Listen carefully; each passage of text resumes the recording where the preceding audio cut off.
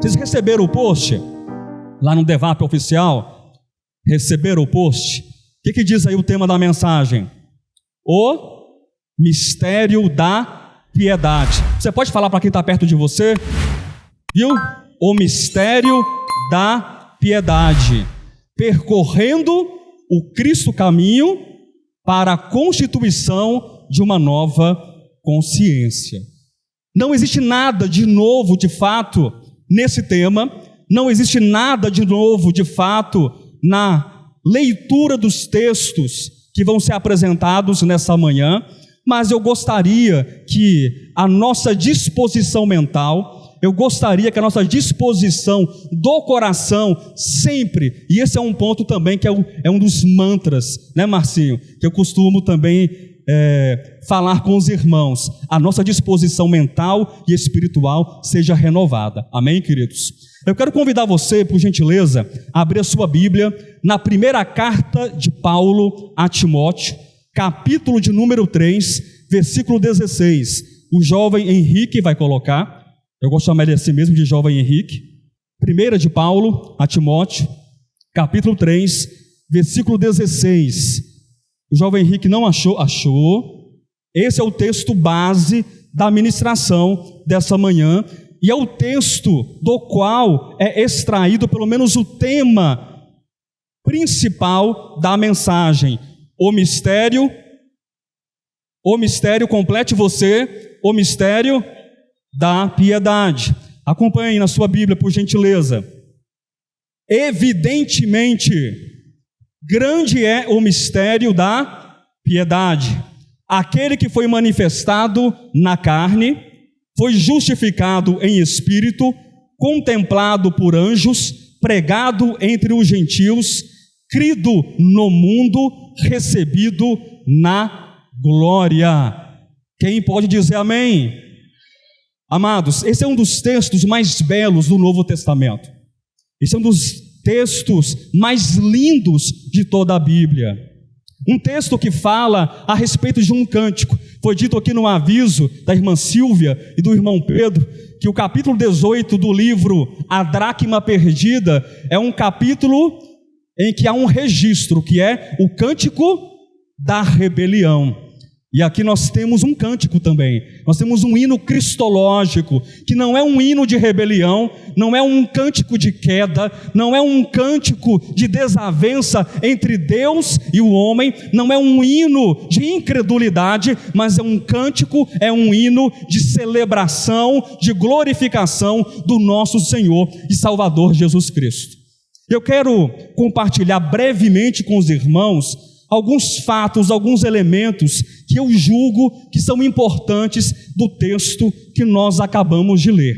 Esse cântico, diz alguns bons comentaristas do Novo Testamento, alguns bons especialistas no grego, dizem o seguinte, que não se sabe ao certo se esse cântico, esse hino cristológico, ele é um cântico, um hino produzido originalmente pelo apóstolo Paulo, que foi inspirado por Deus para escrever, mas parte de fato do apóstolo Paulo, ou se Paulo ele toma da tradição da igreja ainda do primeiro século, um cântico que provavelmente era cantado talvez entre os irmãos de Éfeso, os irmãos efésios. Então Paulo pode ter tomado esse cântico desses irmãos e registrado na sua carta a Timóteo, ou ele de fato é o autor original desse cântico, mas nada disso é importante para nós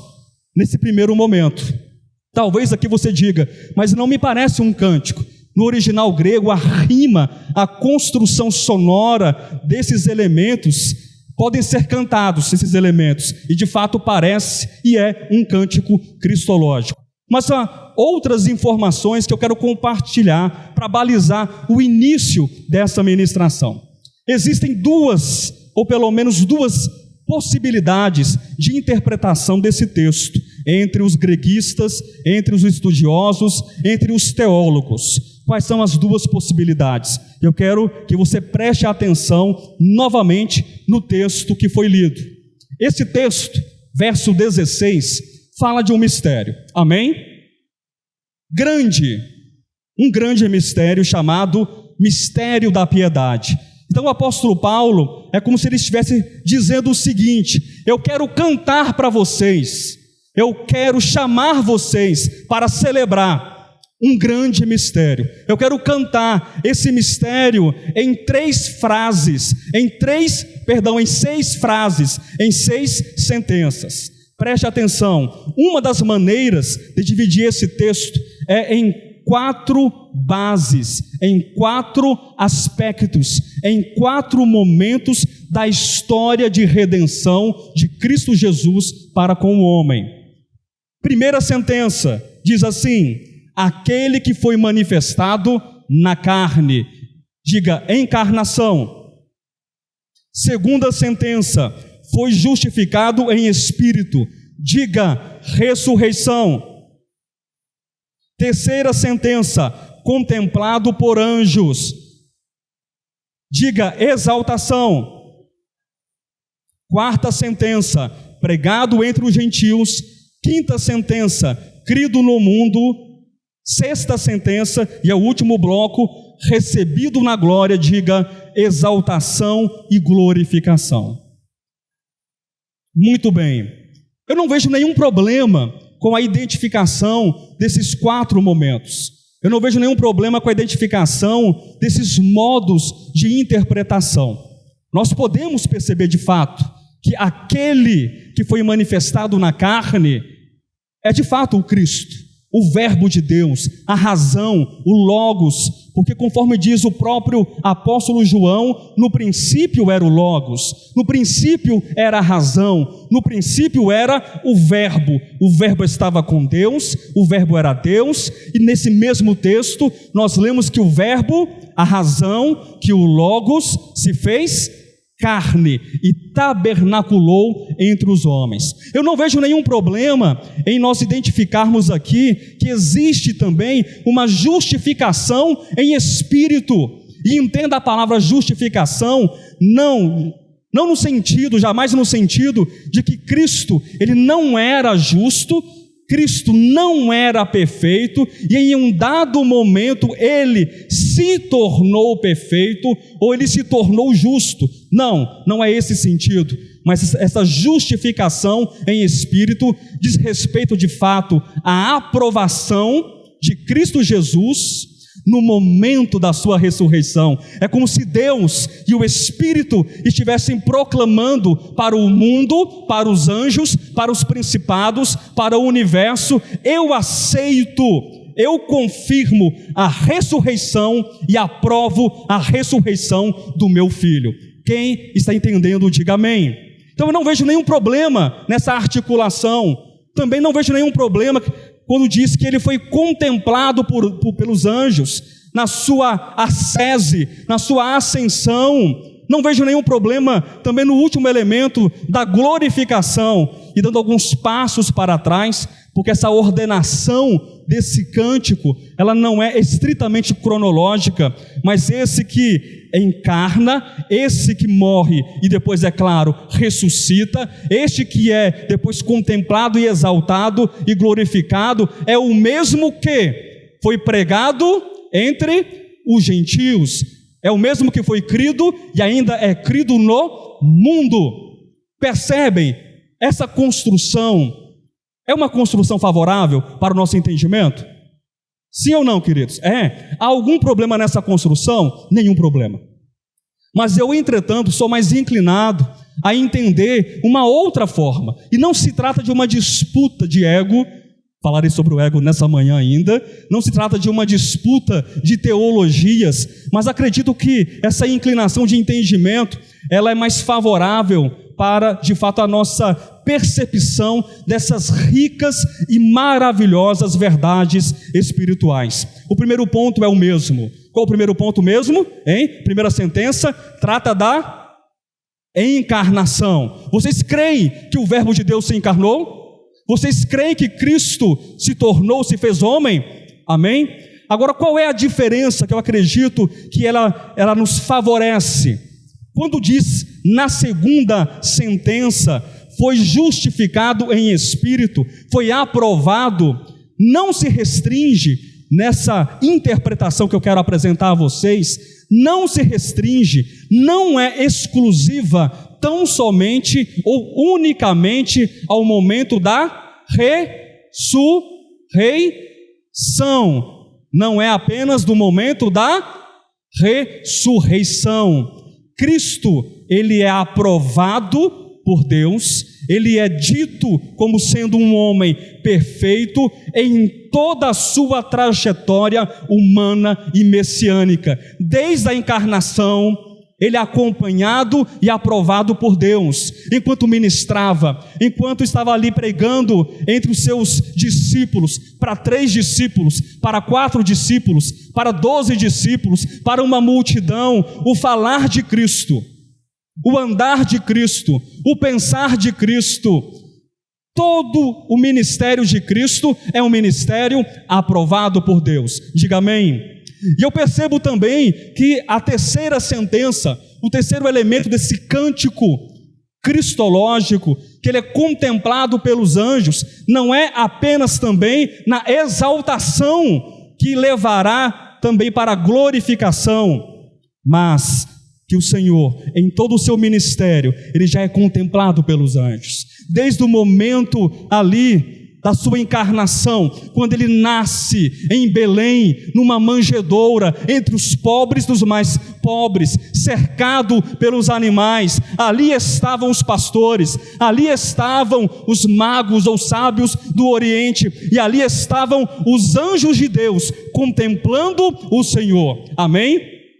E em cada milagre, em cada cura, em cada manifestação, Cristo estava ali, sendo contemplado por Deus. E quando ele desce também ao Hades, ele é morto, ele passa 3 dias e 3 noites no coração da terra, no Seol. Também o universo o contempla, também os anjos o contemplam, quando de repente Cristo vai caminhando para as portas do Hades. Entenda isso do ponto de vista da nossa compreensão humana, amém? Ele vai caminhando passo a passo, passos vitoriosos, passos firmes, como um leão de fato, que está bradando e vencendo a morte, e vencendo o Hades, e vencendo o inferno. Cristo é contemplado pelos anjos, e ele sai vitorioso em ressurreição, e os anjos o contemplam.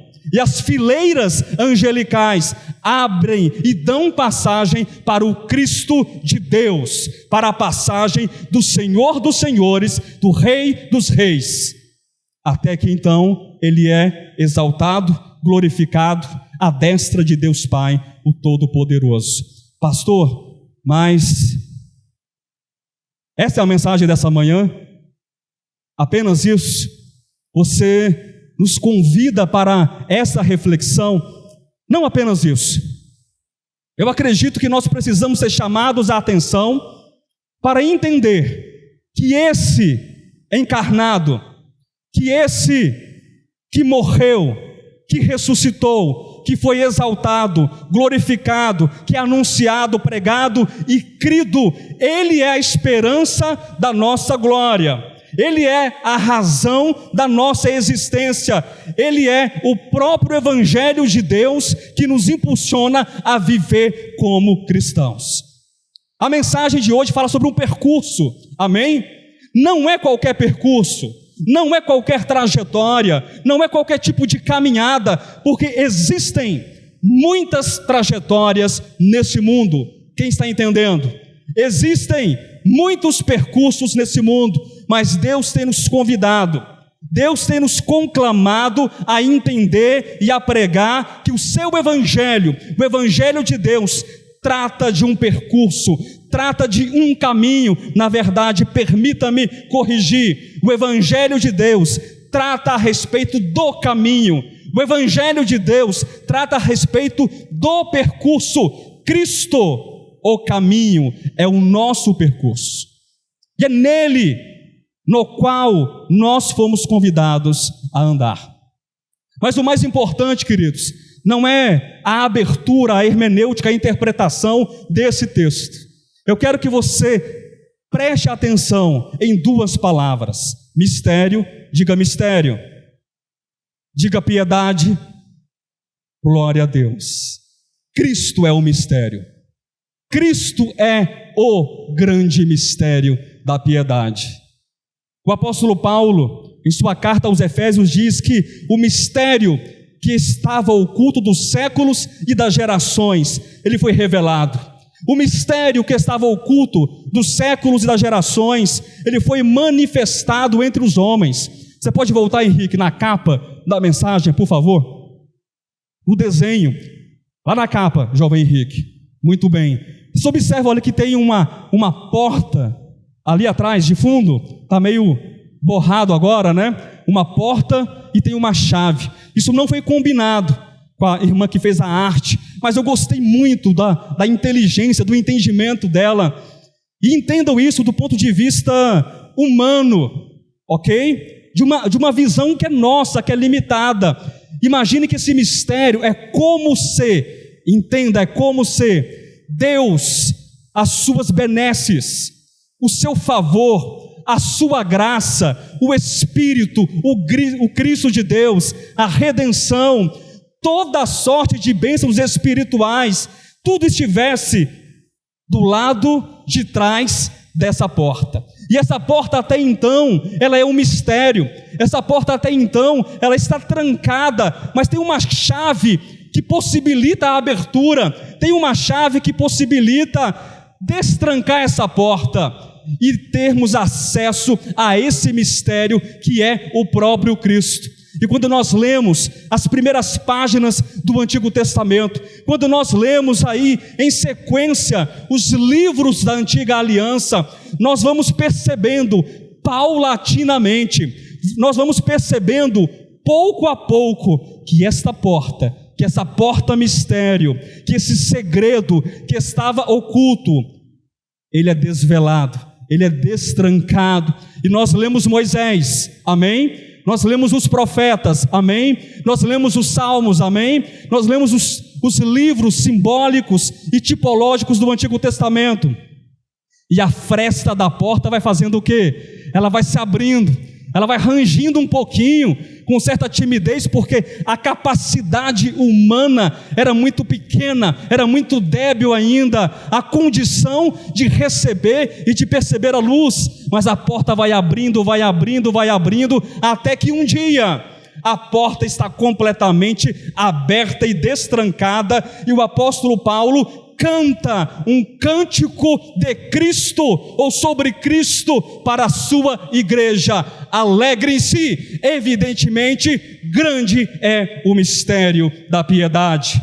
E nós estamos aqui, 2000 anos depois, cantando e celebrando o grande mistério da revelação do mistério da piedade, daquele que foi encarnado, que teve um viver humano perfeito, singular, extraordinário, que morreu, ressuscitou, foi exaltado, glorificado, e ele continua sendo a razão da igreja existir.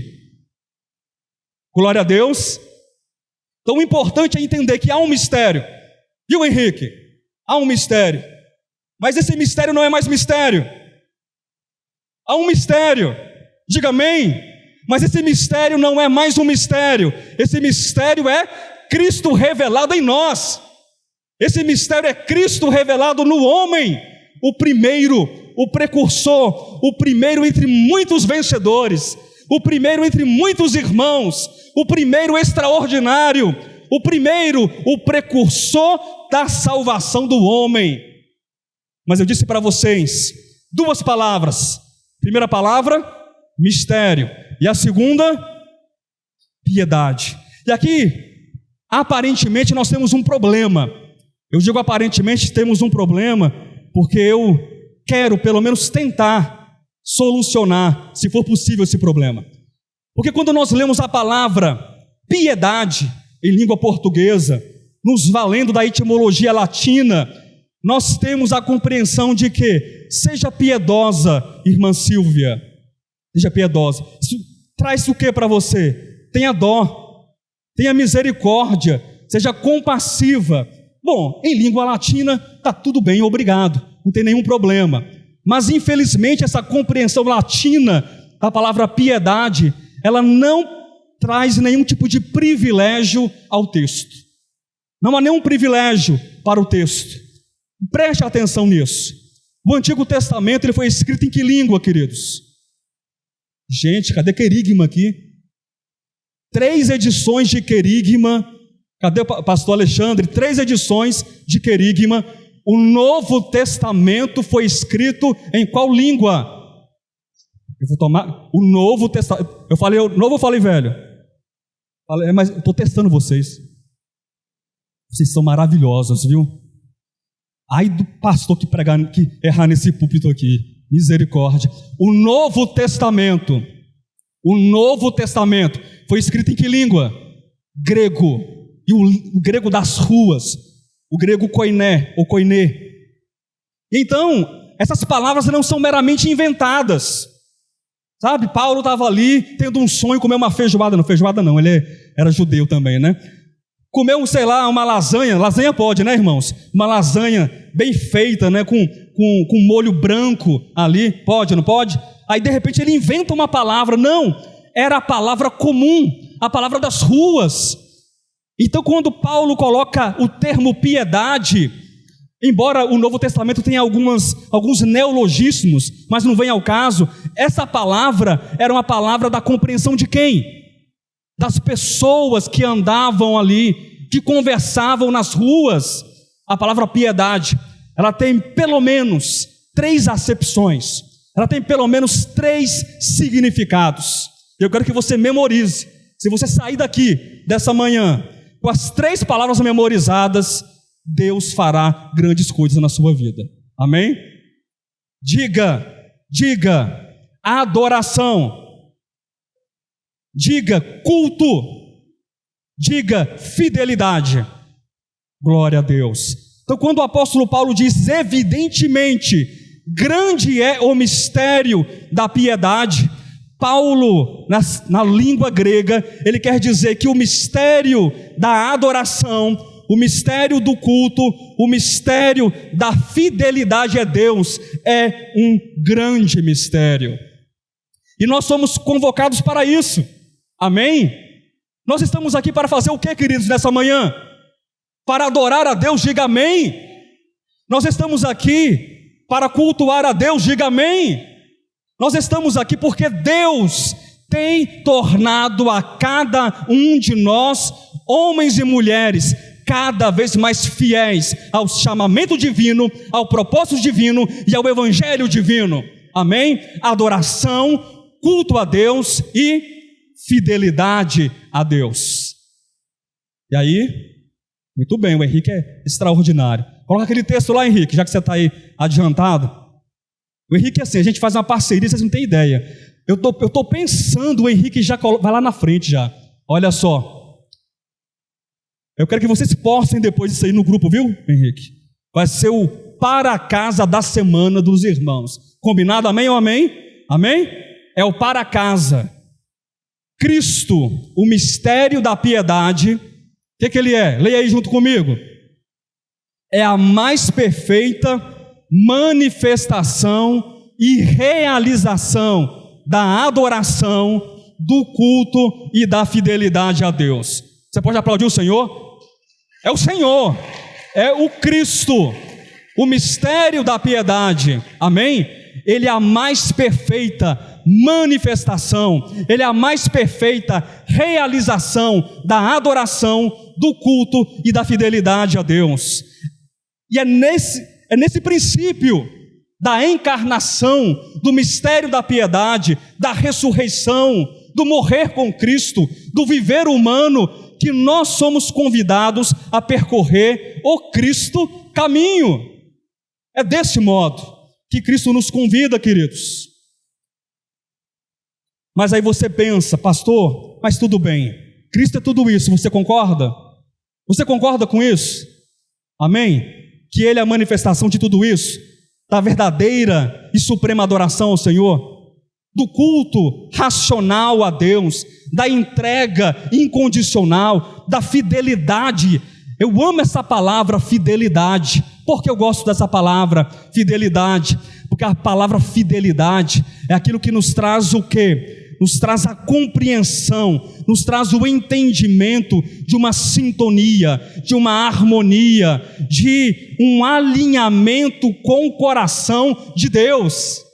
Nós nos tornamos alinhados, nós nos tornamos aprovados, nós nos tornamos participantes do viver aprovado do próprio Cristo em sua morte e ressurreição, e de fato nós experimentamos o estar assentado em Cristo Jesus nos lugares celestiais, quando em nós adotamos e permitimos o princípio do mistério da piedade. Quando o mistério da piedade não se trata para nós o ter pena do outro, ou ter pena de mim mesmo, ainda que seja possível, mas o mistério da piedade que o apóstolo Paulo escreve a Timóteo vocês precisam aprender, vocês precisam cantar este cântico da piedade, vocês precisam ser adoradores, conforme as palavras do Evangelho de João, que adoram o Pai, que buscam o Pai em espírito e em verdade. Vocês precisam cultuar a Deus e ser fiéis em vossos corações. Amém? Mas aí você olha para a sua condição e você percebe o quê? Pastor, está difícil, eu tenho um problema, eu não tenho isso em mim, ou eu não percebo isso em mim. Quem já parou para pensar nisso alguma vez? Que não consegue enxergar esse mistério da piedade encarnado, manifestado em substância, em ação, em pensamento, em atitude. Já parou para pensar? E é verdade. Nós olhamos para o Antigo Testamento, tem homens grandes no Antigo Testamento, queridos. Igreja, estou falando com você, tem homens grandes no Antigo Testamento, tem profetas, tem patriarcas, homens que adoraram a Deus, que cultuaram a Deus, que foram fiéis a Deus. E quando nós entramos no Novo Testamento, profetas, evangelistas, pastores, homens dons, diáconos, igreja, todos ali que também adoraram, cultuaram e são fiéis a Deus. E você olha para a sua vida, você adora a Deus? Sim. Você cultua a Deus? Sim. Você é fiel a Deus? Sim. Pastor, mas o que eu faço com as minhas falhas? Pastor, mas o que eu faço com os meus problemas? O que eu faço com as minhas deficiências? O que eu faço com os meus problemas? O que eu faço com as minhas quedas? O que eu faço? Nós iremos falhar ainda. Eu quero que você compreenda essa verdade. Nós ainda iremos falhar. Então pronto, nós iremos falhar, então acabou para mim o Evangelho. Então pronto, nós iremos falhar, eu vou parar de congregar, não venho mais no domingo, não venho mais na quarta-feira, não venho mais nem em conferência, não venho na peça, não venho em mais nenhuma reunião da igreja, porque eu olho para mim e eu sou um falho pecador e não existe solução para mim. Quem entendeu? Agora, essa resposta, agora esse tipo de argumento, de pensamento, é um pensamento que nos desvia da verdade. É um pensamento que nos faz olhar apenas e tão somente para o aspecto humano das nossas debilidades. Mas nós veremos ainda nessa manhã que nós não somos apenas essa fragilidade, que nós não somos apenas esse campo de falhas, esse poço, de dúvidas e de medos. Existe isso sim no aspecto da vida humana. Quando nós olhamos, queridos, para o ser humano, quando nós olhamos para a nossa situação, nós enxergamos aí uma dupla condição. Preste atenção nessa manhã. Essa mensagem não é nova, mas ela é nova. Nós enxergamos uma dupla condição. Vocês já ouviram isso dezenas e dezenas de vezes. Nós podemos estar em Cristo, olha para os meus pezinhos aqui, olha aqui, podemos estar em Cristo ou o oposto, ajuda aí, fora de Cristo. Dá até uma musiquinha. Em Cristo, fora de Cristo. Pastor, mas do que se trata estar fora de Cristo? Eu perdi a salvação? Para de bobagem. Eu não sou filho de Deus? Para de bobagem, não é isso. Estar em Cristo é uma consciência. Diga amém. Estar em Cristo é uma consciência, Marcinho. Estar fora de Cristo, Loura, é uma consciência também. Uma consciência que desacredita de Deus. É uma consciência rebelde. É uma consciência nimrodiana. É uma consciência satânica, diabólica, demoníaca, anticrística. Porque nós falamos muito e queremos até acertar a data da manifestação do anticristo. Nós queremos acertar o endereço e o CPF do anticristo. Ele vai ser da Macedônia? Ele vai ser da Grécia? Ele vai ser da França? Ou quem sabe ele vai ser dos países de origem árabe? Eu não sei te dar a resposta, mas eu sei dizer que a manifestação virá. Mas eu também sei dizer que o espírito anticrístico já habita no mundo desde a queda. E isso nós podemos afirmar. Então há uma consciência desgarrada de Deus, há uma consciência inimiga de Deus, e há uma consciência amiga de Deus, dependente de Deus, que escolhe a Deus, que escolhe Cristo, e que olha para as suas fraquezas, que olha para as suas debilidades, e diz assim: eu tenho um problema, eu sei que eu sou problemático mesmo, mas eu vou continuar caminhando, porque Cristo é a minha rocha. Eu sou problemático, mas eu vou continuar caminhando, porque Cristo é a minha esperança. E eu não vou desistir da caminhada. Eu não vou desistir olhando para os meus problemas. Eu não vou desistir olhando para os meus fracassos. Não farei isso.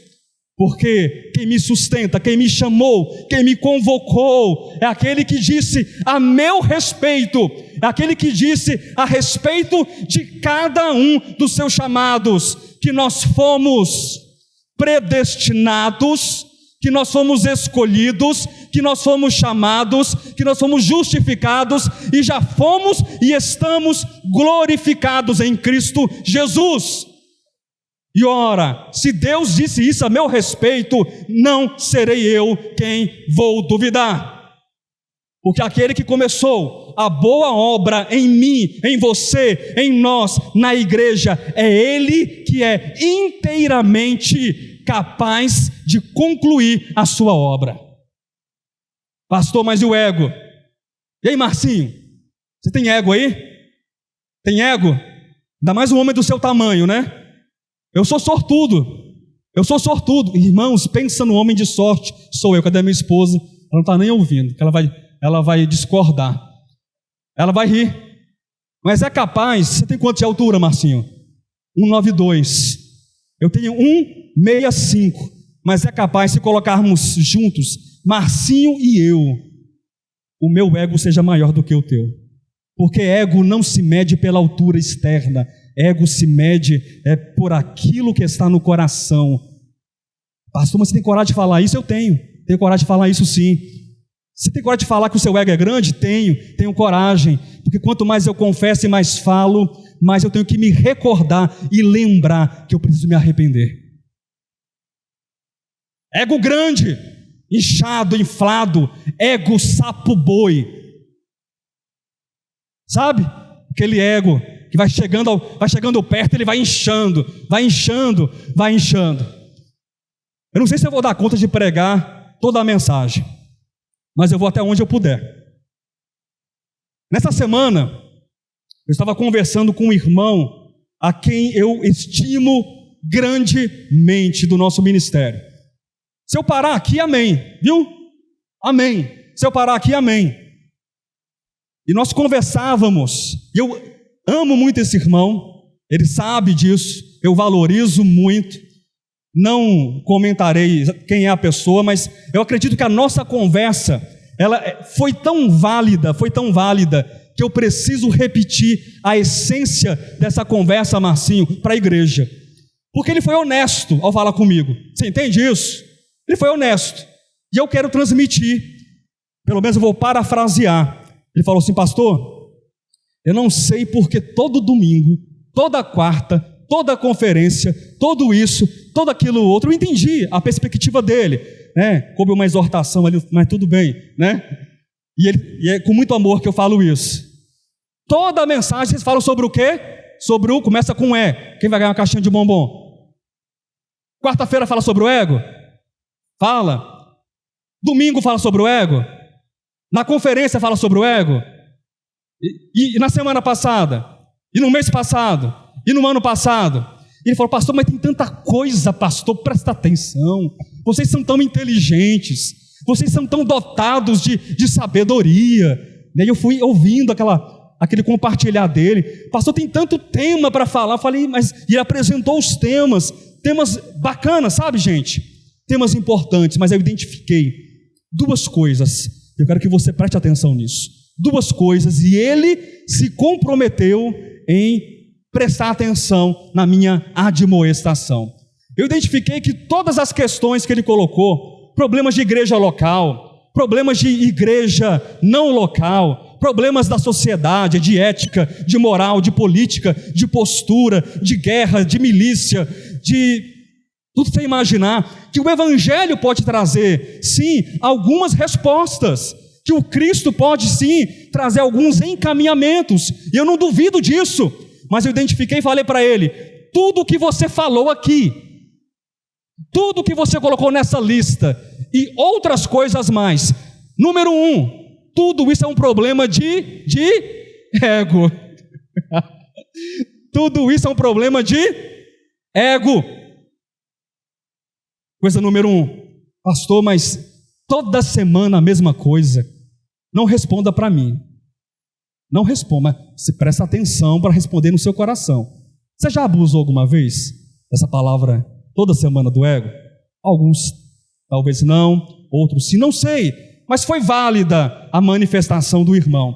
Aí vem a segunda palavra, que foi a minha admoestação feita em amor, e ele recebeu. Eu disse o seguinte, queridos, presta atenção, olha só. Já parou para pensar, irmão? Nós vamos comemorar um jubileu de prata em dezembro. Sim? O que é um jubileu de prata? 25 anos. Aí, presta atenção, vem cá, Almir. Aqui, fica aí. Não, só colocar a câmera aí. Presta atenção. Gente, presta atenção. 1999. É isso? É, irmã Silvia? Nós falávamos sobre o quê? Começa com E, gente. 2000. Eu vou falando e você vai falando, tá bom? 99. 2000. 2001. 2002. 3. 4, 5, 6, 7, 8, 9, 10, 11, 12, 13, 14, 15, 16, 17, 18, 19, 20, 21, 22, 23, 24.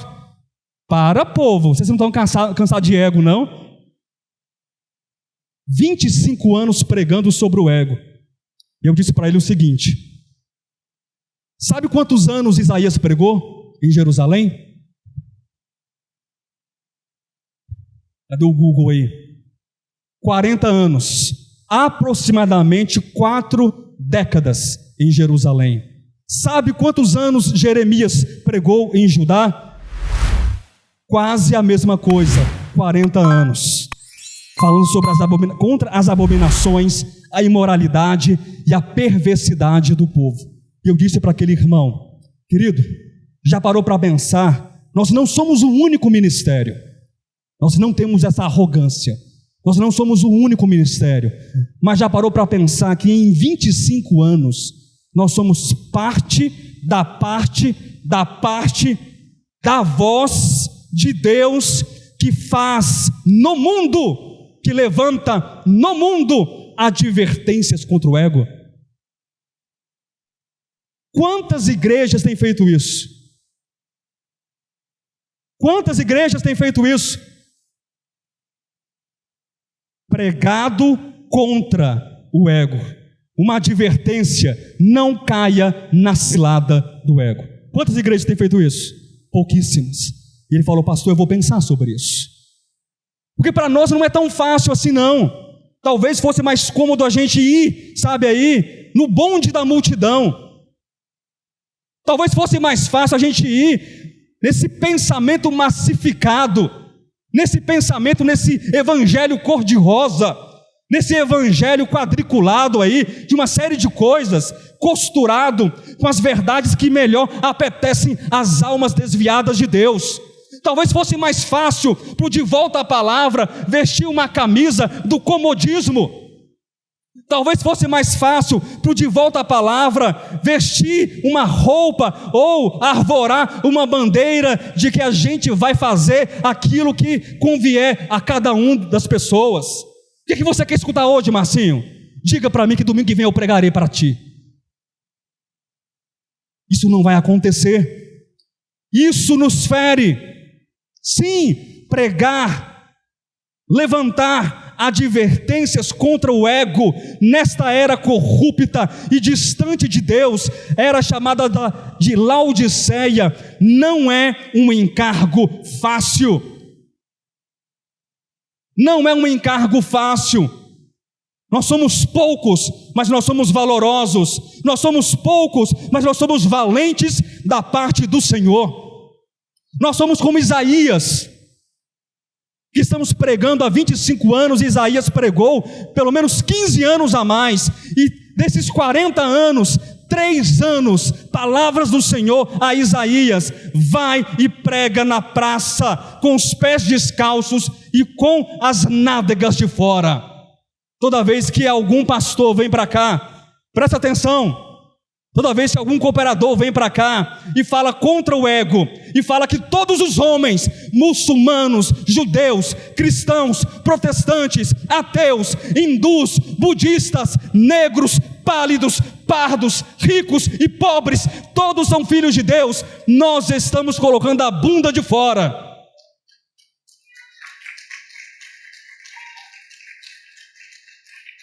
Todos são filhos de Deus.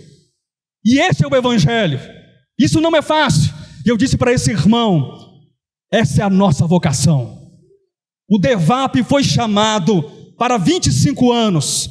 O DEVAP foi chamado para 50 anos. O DEVAP foi chamado para tantos quantos anos o Senhor permitir, para estarmos com as nádegas de fora, pregando contra o ego. E nós não vamos arredar. Glória a Deus. E aí o que eu vou fazer com esse ego então, pastor? Nessa era de Laodiceia, de uma ideologia consumista, de um individualismo narcisista, existe uma solução? E aí o que você acha? Tem uma solução? Tem? Tem que percorrer um caminho. Ou você acha que é fácil? É fácil ficar com a bunda de fora? Ah, não gosto da palavra bunda, não tem problema. Usa a palavra nádega. Viu? Não tem problema. Se a palavra bunda te magoa, use a palavra nádega. Se a palavra nádega te magoa, use glúteos. E se glúteos te magoa, meu irmão, aí eu não sei, porque eu não lembro de mais nenhuma. O popô de fora. Mas nós somos o ministério dos desnudados, daqueles que em Apocalipse faz o contrário, quando são repreendidos nesta era consumista, nessa era de um individualismo narcisista, que coloca Cristo para fora. Nós somos aqueles que primeiramente falam assim: Senhor, nós queremos ver, nós queremos comprar vestes, porque nós precisamos cobrir a nossa nudez. Amém? Abra sua Bíblia.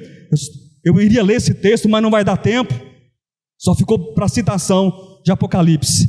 Vá lá, Henrique, 2 aos Coríntios, capítulo de número 4, versículos 3 e 4.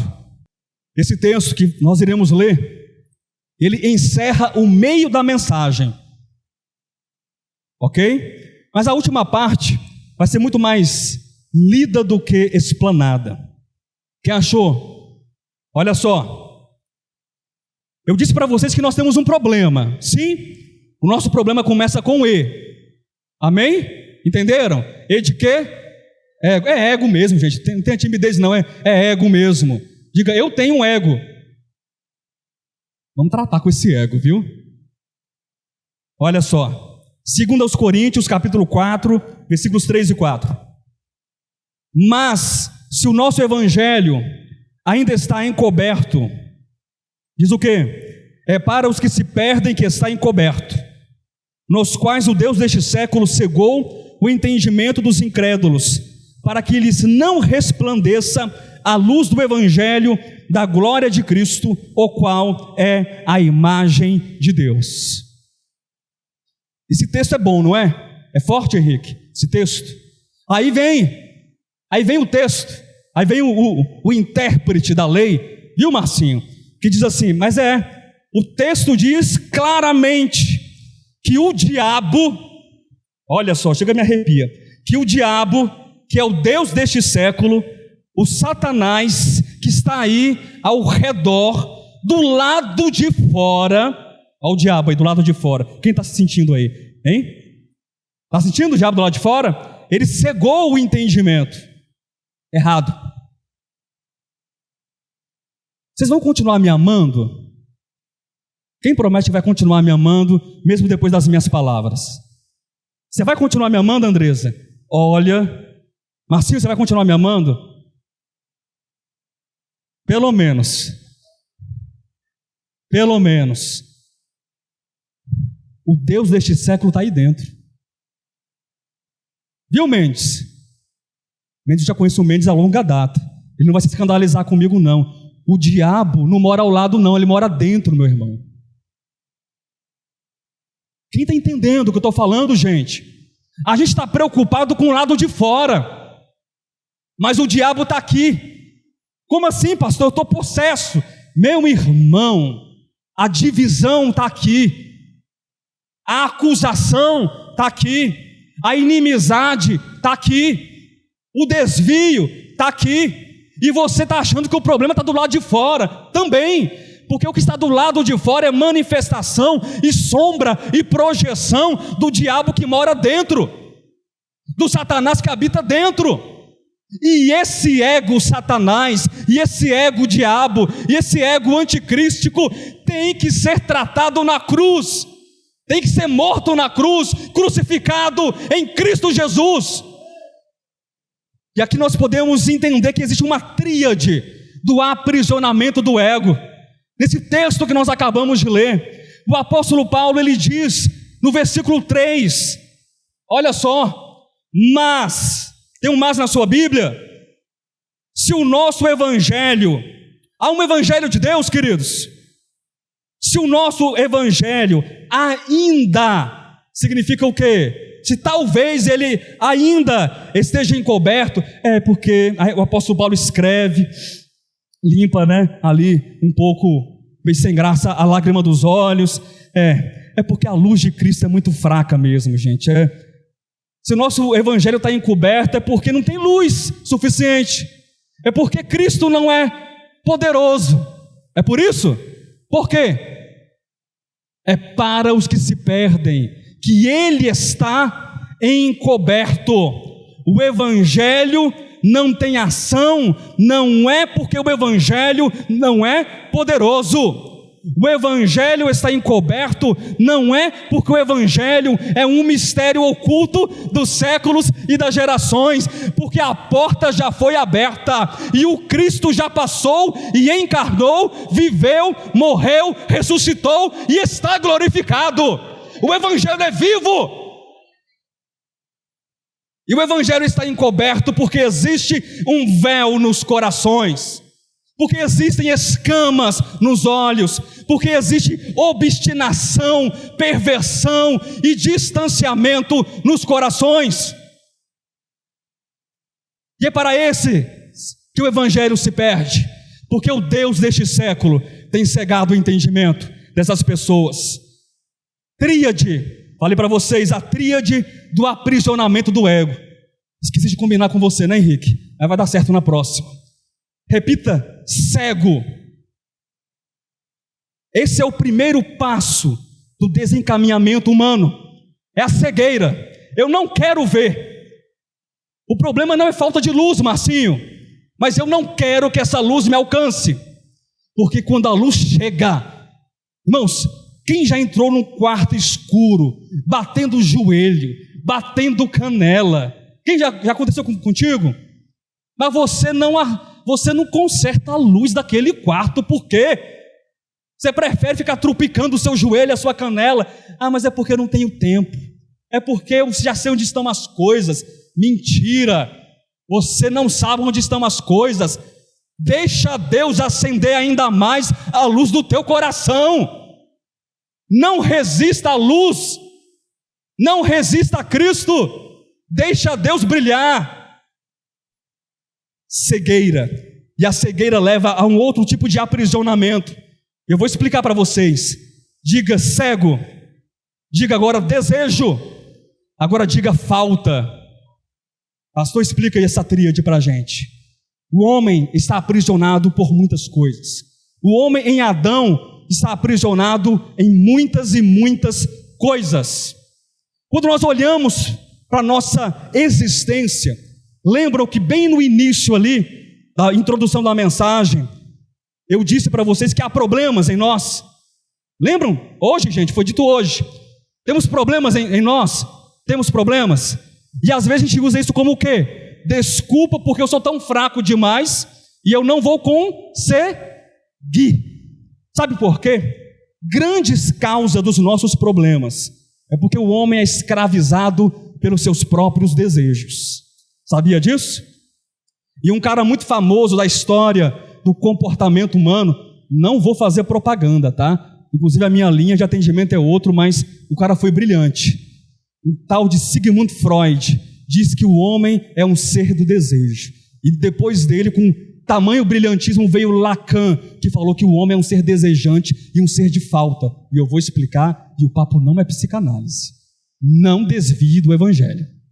Mas eles acertaram, porque eu olho para trás, presta atenção nisso. Eu olho para trás, eu olho para a minha história de vida. E quando eu olho para minha mãe, eu olho para o meu pai, para aquilo que eu não tive, para os desejos não garantidos, para aquilo que não foi completado, para aquilo que não foi dado, eu olho e, puxa, eu sou um ser cheio de quê? De desejos não compreendidos. Eu sou um ser cheio de quê? De desejos não atendidos. Eu sou um ser cheio de quê? Vazios existenciais, vazios emocionais. Eu sou um ser constituído de faltas. Faz sentido, gente? Sim ou não? Querendo você Freud ou não, que o problema não é Freud, tá? Nós somos nesse aspecto humano. Em Adão, eu sempre vou querer completar uma coisa que eu não recebi na minha infância, uma coisa que não foi dada. E o ser humano, ele é o quê? Ele é um poço vazio, ele é uma draga de desejo, ele é um abismo de falta, nunca estará satisfeito. Nunca estará satisfeito, porque quando eu era criança eu era pobre, hoje eu quero ser rico. Quando eu era criança minha mãe não me beijou, hoje eu quero ser beijado por todas as pessoas. Quando eu era criança o meu pai não fez isso, eu não tinha aquilo, e esses desejos vão construindo em nós o que? Falta, e a gente vai capengando na história da nossa individualidade, com o abismo do desejo, com a cegueira e com as muletas da falta, e a gente vai se desculpando. Sabia disso? Eu não posso ser melhor, eu não posso fazer diferente, eu não posso fazer aquilo outro, porque eu tenho justificativas, porque eu não tenho ainda o melhor carro, Marcinho, porque o meu carro de 250 mil reais não me basta, não basta. O meu telefone novo, Andresa, não me basta, só custou 16 mil, mas não me basta. As minhas viagens não me bastam. Pastor, pode ter carro, pode ter telefone, pode viajar. O que vocês acham? Estou pregando contra isso? Jamais. Mas se o teu desejo estiver nessas coisas, e a tua muleta de falta estiver nessas coisas, o teu ego está te devorando por dentro, está te comendo, dormindo, e você nem sabe. É desse jeito, fala a Deus. está te devorando por dentro, igual um cupim, que vai comendo a madeira por dentro, que vai roendo a árvore por dentro, e come, e por fora, você é uma árvore bonita, frondosa por fora, desse tamanho, igual o Marcinho, mas está cheia de cupim por dentro. Eita, será que mês que vem eu prego de novo? Olha só, cegueira, desejo e falta. Mas nós não somos apenas isso, amém? Eu disse que nós não somos apenas isso, nós somos seres de desejo, nós somos seres de falta em Adão. Eu vou perguntar e vocês vão responder. Nós somos seres de desejo, vou completar, seres cegos de desejo e de falta em quem? Em Adão. Mas diga, eu não estou em Adão. Eu não estou em Adão. Diga, eu estou em Cristo Jesus, e nele nós já somos tudo aquilo que nós fomos chamados para ser. Nele nós já somos. Eu não vejo, mas Deus vê isso em você. Eu não percebo, mas Deus percebe isso em você. Porque a visão de Deus é eterna, a visão de Deus é gloriosa, a visão de Deus é atemporal, a visão de Deus é completa, consumada e absoluta, e Ele vê isso em nós. Nós já somos em Deus tudo aquilo que nós já fomos chamados para ser. Em potência nós já somos, em atualização nós já somos, porque quem está em nós não é apenas esse diabinho da consciência caída. Quem está em nós é Cristo Jesus, que é maior. Aplauda o Senhor. É Cristo o vencedor, é Cristo o protagonista. Sabe o que significa a palavra protagonista? Do grego, protos e agonistes, significa o primeiro a lutar. É o primeiro que diz assim, ó, exército, olha aí, turma, eu sou o protos agonistes da salvação de vocês. Eu sou o pioneiro, eu sou aquele que vai abrir passagem, vai abrir caminho. Eu sou o primeiro a lutar. Ele é o protagonista, é Ele que está no cenário das nossas vidas, dizendo, eu sou o primeiro, e eu cheguei, e não é um talvez, todos vocês chegarão. Porque nós estamos em Cristo, nós estamos nele, nós morremos nele, nós ressuscitamos nele, nós vivemos nele, nós caminhamos nele, estamos sendo justificados nele e seremos finalmente glorificados nele. E nesse tempo que me resta, Deus fez milagre nessa manhã com o tempo. Deus parou o sol 2 vezes para 2 Josués na Bíblia. Glória a Deus. Você entendeu? Amém. Quem não entendeu, leia Josué. Eu preparei 5 textos. Eu disse para vocês que eu vou mais ler do que explanar, e vai dar tudo certo. E se passar para meio-dia 5, meio-dia 10, a culpa é da irmã Silvia. Coisa boa, né? Gente, essa igreja, vocês são terríveis, viu? Ei, Natália, vai almoçar lá em casa qualquer dia, viu? Que eu te amo. Qual é a tríade do aprisionamento do ego? Cegueira ou cego, desejo e falta em Adão. Mas nós precisamos entender que o nosso tempo é um tempo não mais de escravatura. Nós temos que entender que o nosso tempo não é mais um tempo de algemas. Nós fomos chamados para a liberdade. Nós fomos chamados para a maioridade em Cristo Jesus. Coloca não, Henrique, segura aí, se é apressado. Eu convidei para falar conosco 3 pessoas, ou quem sabe 2, depende aí, 3 se você considera que Hebreus não é de Paulo, e 2 se você considera que Hebreus é de Paulo. Mas você acha que eu vou entrar com você nessa disputa? Não. considere você do jeito que você quiser. Os 4 textos finais, todos vocês vão abraçar e vão acolher. Mas o primeiro texto, talvez você torça o nariz. Mas eu vou pedir para o irmão Gilvan, para o irmão João, tranquem a porta, porque ninguém sai daqui dessa manhã. Você vai torcer seu nariz, você vai estribuchar na cadeira, você vai falar o que você quiser. Mas eu estou convidando alguns profetas aqui, 2 profetas ou 3 profetas, e o primeiro, não se escandalize, não estou endemoniado. Coloca aí. Eu convidei Kant para falar conosco. Immanuel Kant, um dos maiores filósofos da modernidade, um dos grandes projetores, propagadores do movimento do iluminismo, cujo coração incandescente se deu no século XVIII. Um homem conhecido, eu gosto muito de Kant, nós somos muito parça nisso, o seu metodismo. Nasceu na Prússia Oriental, em Königsberg, viveu, cresceu, morreu lá, mas iluminou o mundo com a sua filosofia. Todos os dias, às 17 horas, ele saía para caminhar e as pessoas acertavam o relógio com a saída de Kant. Eu e Kant somos assim, ó. Vocês sabem disso, né? Sim ou não? E aí Kant nos ensina algumas coisas. Não se escandalize. Eu quero pavimentar o final dessa mensagem com essa fala, com algumas falas de Kant. E quero aplicar a nossa experiência. Queridos, não é aula de história da filosofia. Eu vou pensar algo importante. Quem compreende o que estou falando? Amém?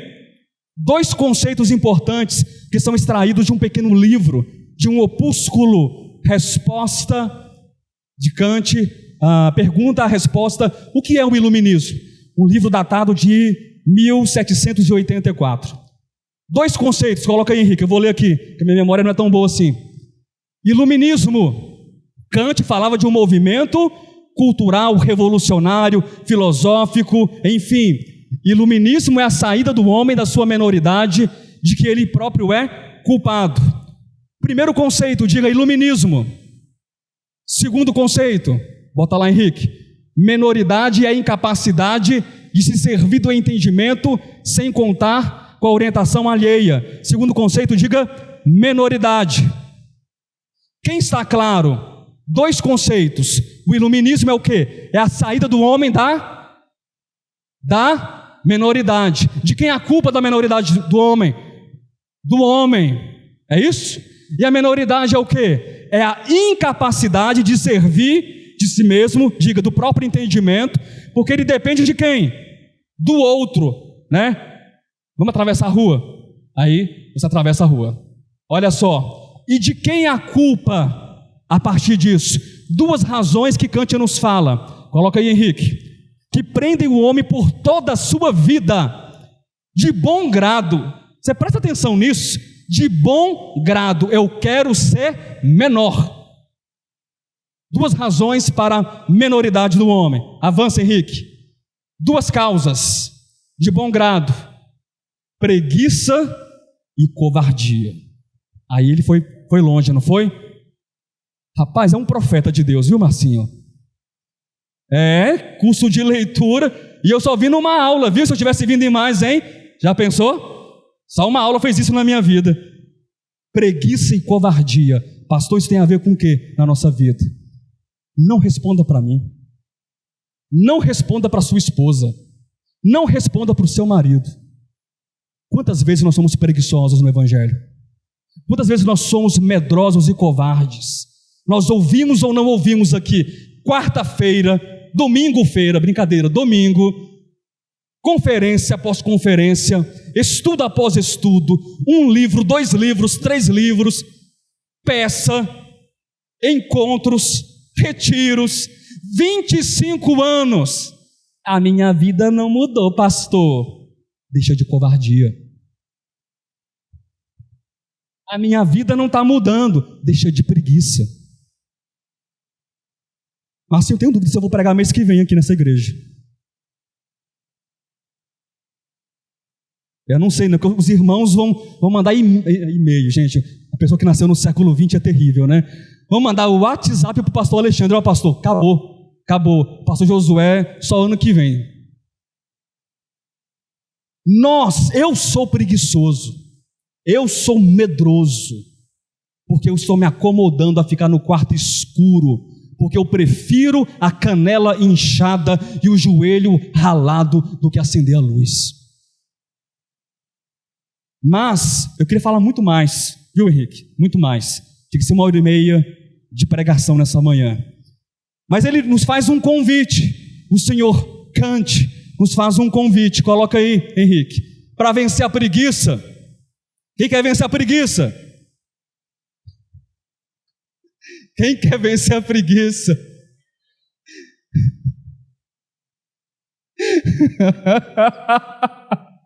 Quem quer vencer a preguiça? Quem quer vencer a covardia? Por isso Kant nos convida, uma frase latina, sapere aude, uma expressão latina que quer dizer, atreva-se a conhecer, ouse saber. Kant falava do quê? Do iluminismo, mas nós não estamos falando aqui do iluminismo. Eu estou falando da luz do mundo que ilumina a todo homem. Eu estou falando de Cristo. Deixa Deus despertar essa luz em você. Ouse, atreva-se a conhecer mais do Evangelho. Invista tempo no Evangelho. Invista oração no Evangelho. Invista cultos no Evangelho, invista leituras no Evangelho, invista tempo na luz, ouse saber, para vencer a covardia, para vencer a preguiça, é tomar o texto de Mateus, porque o reino dos céus é tomado por esforço, e apenas aqueles que se esforçam se apoderam dele. É ousadia, é coragem, é atrevimento em Deus, em Cristo Jesus. Eu não vim pregar sobre iluminismo. Compre um bom livro de filosofia e aprenda sobre Kant. Mas eu vim pregar sobre Cristo, que não é o portador da luz, que não é o iluminismo. Ele é a luz, ele é a própria luz. E o nosso tempo, e eu vou ler agora 4 textos, e vai dar certo, não vai, Henrique? Coloca aí. Eu vou ler aqui até para facilitar. Gálatas capítulo 4. Versículos de 1 a 7. Coloca aí, Henrique. Henrique está devagar demais. Digo, pois, que durante o tempo em que o herdeiro é menor, em nada difere de escravo, posto que ele é senhor de tudo. Avança, Henrique. Mas está sob tutores e curadores, até ao tempo predeterminado pelo Pai. Assim também nós, quando éramos menores, estávamos servilmente sujeitos aos rudimentos do mundo. Vindo, porém, à plenitude do tempo, Deus enviou seu Filho, nascido de mulher, nascido sob a lei. Prossegue, Henrique. Para resgatar os que estavam sob a lei, a fim de que recebêssemos a posição de filhos. Eu não vou explicar o texto, porque eu substituí. A posição de filhos. Pode prosseguir. E porque vós sois filhos, enviou Deus ao nosso coração o Espírito de seu Filho, que clama, Abba, Pai. O nosso tempo é tempo de iluminação, o nosso tempo é tempo de maioridade. Amém? Nós não somos escravos, nós não somos aqueles que são conduzidos por um aio, por uma babá. Nós somos aqueles que foram despertados pelo poder da ressurreição do Evangelho de Cristo, e é Cristo quem nos conduz. 2 Coríntios 4:6. Nós também estamos num tempo de iluminação. 2 Coríntios 4:6. Porque Deus que disse: das trevas resplandecerá a luz, Ele mesmo resplandeceu em nosso coração para a iluminação do conhecimento da glória de Deus na face de Cristo. Quem é que brilha dentro de você? Quem é que te ilumina? Quem é que te ensina o certo e o errado, a esquerda e a direita, o vai ou não vai, o pode ou não pode, o certo ou errado? Quem é que te ilumina? Quem é? É Cristo Jesus, Ele é a nossa luz. Tempo de iluminação. Filipenses capítulo 2, versículos 5 a 7, parte A do versículo 7. Fôlego, Henrique. Tende em vós o mesmo sentimento que houve também em Cristo Jesus. Prossegue, Henrique. Pois ele, subsistindo em forma de Deus. Não, volta lá. Tende em vós o mesmo sentimento que houve em Cristo Jesus. Até aí mesmo. É tempo de quê? Maioridade, diga. Tempo de maioridade. Tempo de iluminação. Tempo de sentir. O que eu vou sentir? Já sei. Vou sentir raiva do pastor Josué, porque ele vai passar de meio-dia. É tempo de sentir raiva. É tempo de sentir o quê? Ter o mesmo sentimento que houve em Cristo Jesus. Irmãos, essa última parte da mensagem dá uma pregação inteira. Quem sabe outro dia? Mas vocês conhecem esse texto. Quem sabe? Pois é. Quem sabe um outro dia? Vamos ver. Último texto.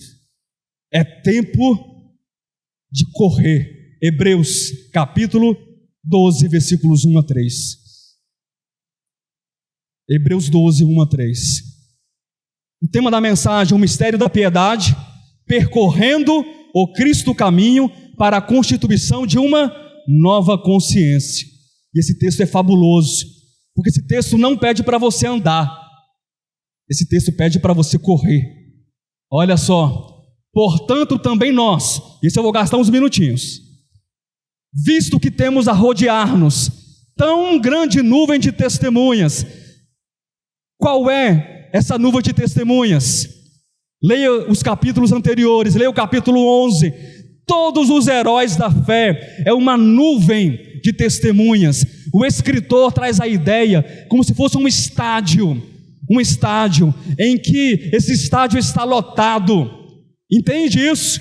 Está lotado, e o corredor, ou os corredores, estão ali num percurso, numa trajetória. Eles não estão andando, mas eles estão sendo ali acompanhados por essa nuvem de testemunhas, nos desembaraçando de todo o peso de pecado que firmemente, que tenazmente nos assedia. Ele diz: com preguiça vá, engatinhando vá, corramos com perseverança a carreira que nos está proposta. Olhando para onde? Para o Adão. Olhando para o desejo, olhando para a cegueira, olhando para as muletas da falta humana, não, olhando firmemente para o autor e consumador da fé, Jesus, o qual em troca da alegria que lhe estava proposta, suportou a cruz, não fazendo caso da ignomínia, está assentado à destra do trono de Deus. Considerai, pois, atentamente aquele que suportou tamanha oposição dos pecadores contra si mesmo, para que não vos fatigueis, desmaiando em vossa alma.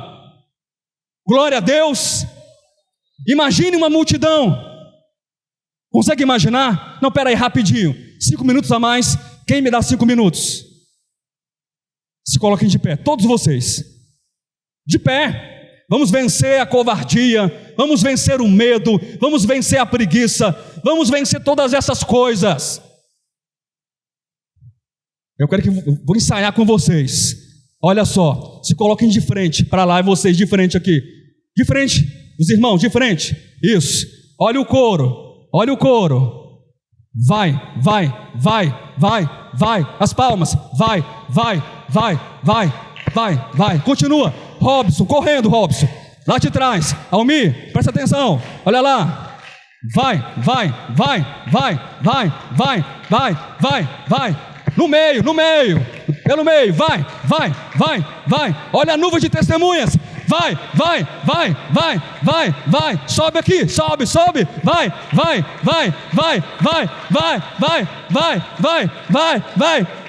Venceu! Glória a Deus. É isso. Pode sentar, querido. Essa nuvem de testemunhas está dizendo isso para você. Vai, olhando para o autor e consumador da fé, sem peso, sem embaraço, sem armadilhas, porque esse é o caminho do Cristo, nosso caminho vitorioso. Jesus Cristo é o Senhor.